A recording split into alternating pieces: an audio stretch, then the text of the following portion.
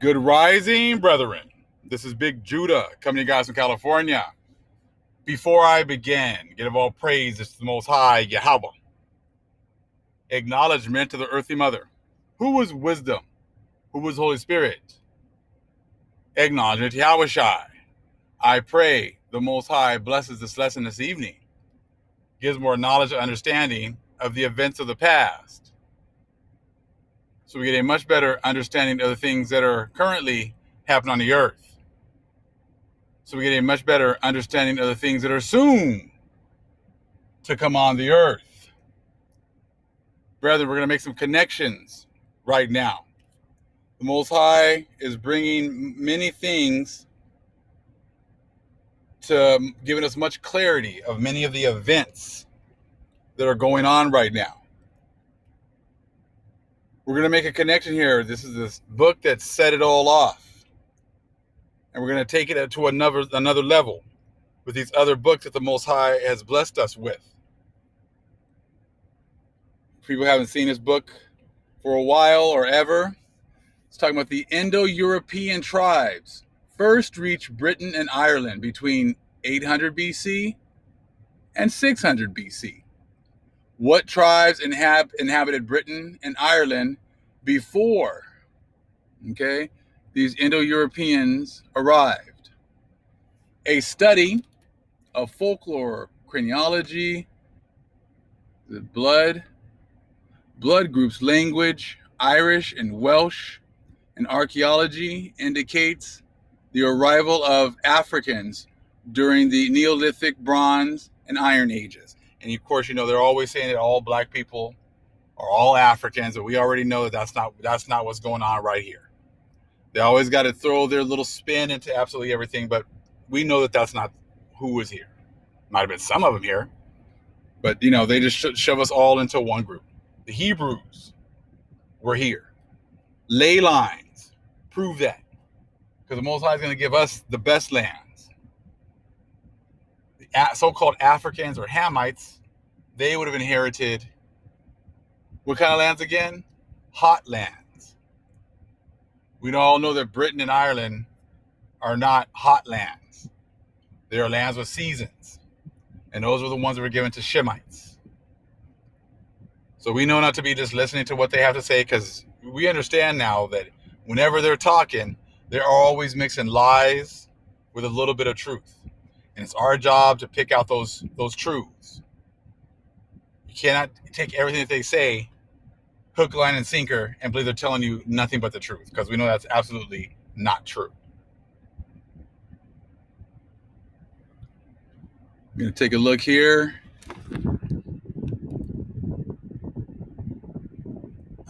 Let's see here. The Annals of Clemenois, the Labar Gilbus, or the Book of Conquest, and the Annals of Ireland, compiled in the Four Masters, contain fascinating accounts of many ancient tribes. These books mention the arrival in Ireland of African sea pirates. So again, we got a certain group of people who were great, in the seas, had much skill in navigation, And like I said, they're always trying to shove it all into just all Africans, right? This is otherwise known as Fomorians. The Irish annals are not simply a collection of old folk tales. They give the location of ancient burial mounds and lumuli, the sites of battles, and other details, which have been verified by archaeologists. The opening chapter of the Annals, deals with the Irish version of the Great Flood. Now, our main thing here is knowing that there were so-called black sea pirates. There were so-called black people traversing the seas. And that's something that you rarely hear about. Remember, they're always talking about how Negroes were not a sea-going people. Negroes don't know how to swim. And it was always the so-called Anglos that were the ones who've always been on the oceans, controlling the oceans. But they don't tell you who was there before they got here, and that's a really important point. Now we're going to read a little bit here from the Anglo-Saxon, from S. Turner, okay? We'll let them tell you. When you understand that when they talk about the Celts, they're talking about the Hebrews, they're talking about our people. They're not talking about the ones that they try to change us all into after the fact. This is some huge information right here.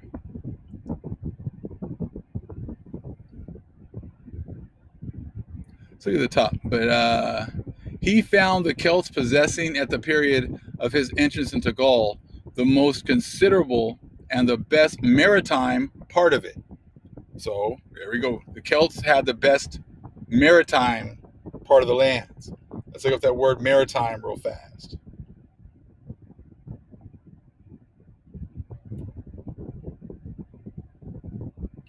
So, you wouldn't possess these kinds of lands if you can't swim or you can't deal with the seas, right? Maritime.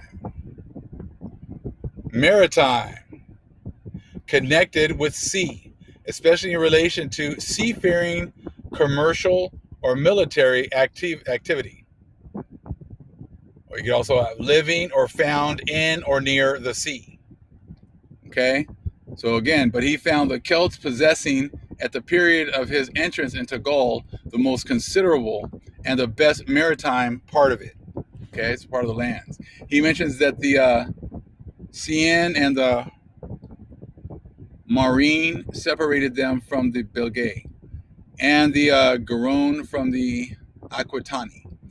But if the Celts occupied the seacoast of France, then from the Seine to the Garonne, and had been driven to the Seine by the invasions of northern assailants, they were in a position extremely favorable for passing over into Britain, and had been under the same circumstances to impel them to it, which afterward drove the Britons to seek refuge on a part of their coast when the Saxons pressed upon them. All right, this is the main part I wanted to get to right here, okay? The Celts had certainly been much spread upon the continent in the times anterior to Caesar. Oh, hold on. I thought the Spanish were always in the same spots. Let's check out that word anterior again. Just make sure we get that right, because I had to look that one up a couple times in other videos. I know what it means, but let's make sure you guys know exactly what it means. Anterior, near the front, especially situated in the front of the body or near to the head. Coming before in time. So before the Caesars had taken over Spain, the Celts were already there. So that destroys the whole Catholics have always been here. They're the first church, and this, and that. See, this is all predating Spain, the Spaniards you see today. We predated all of them being in those lands. So now you know when they were building their churches over there, that they were just knocking over our places of worship and building their own on top. And they're making it seem as if they've always been there. So again, let's check that out again. Now listen, this is the history of the Anglo-Saxons. This one is telling you the history. She's telling you. It's not from me. The author is telling you. The Celts had certainly been much spread upon the continent in the times anterior to Caesar. So see, now you let Caesar come in way late and then dictating which books you can read, which books they accept, but they weren't even there when the books were written. Caesar was not even there when the covenant was made between Abraham, Isaac, and Jacob and the Most High. So they don't get to come in way later and tell you what your books mean. They don't get to come in way later and tell you which books are good. This is telling you right here, they were nowhere around.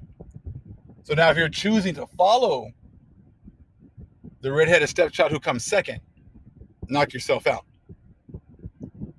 But now you're seeing in their own books, they're telling you that the churches you see today, St. Peter's, all that stuff, was nowhere around when the Celts were running these lands. Wouldn't you always want to follow the first instead of following the redheaded stepchild who came second, who has no understanding? I love that part. The Celts had certainly been much spread upon the continent in the times anterior to Caesar. We find traces of them in so many parts of Europe, in Italy, on the Adriatic, okay, in Thrace, in Illyria, and in Germany. We see the power and numbers of their tribes so strikingly displayed in their formidable invasion of Greece in the 3rd century. Okay? I don't know if you can always trust their dates and everything else, but the whole point is they have no history before the Caesars. This is telling you that before Caesar was even a thought, we were already running Italy, where you called Rome, Spain, all these different places. But that's what they want to hide all the way till today. And they want to come in and say, oh, the Old Testament's done away with. This is a new covenant. The old covenant's done away with. See, that's what they've done. They've, again, Imago Dei, raised themselves up to be the Most High and to tell you what's good and what's not, with absolutely no authority whatsoever. So this is great information right here and great understanding. So there's much more going to be coming out of this book, but like you said, now you just look. It makes sense. You know, how did they know where to build their churches? They just copied ours. That was actually part of their whole dogma. Remember? Going into different lands. That also was applying. They'll go to other lands, and that was all part of the way they broke things down. They said that they were going to go in and build on top of the pagan sites. And that would include Spain, Rome. They made it sound like it was everywhere else. But wouldn't it make sense that they would do it in the same places? If we were already there, then we would have already had places set up. We would already have had our churches or our holy spaces already set up. So they had already set up, you know, how they were going to do things, how they were going to enforce their laws.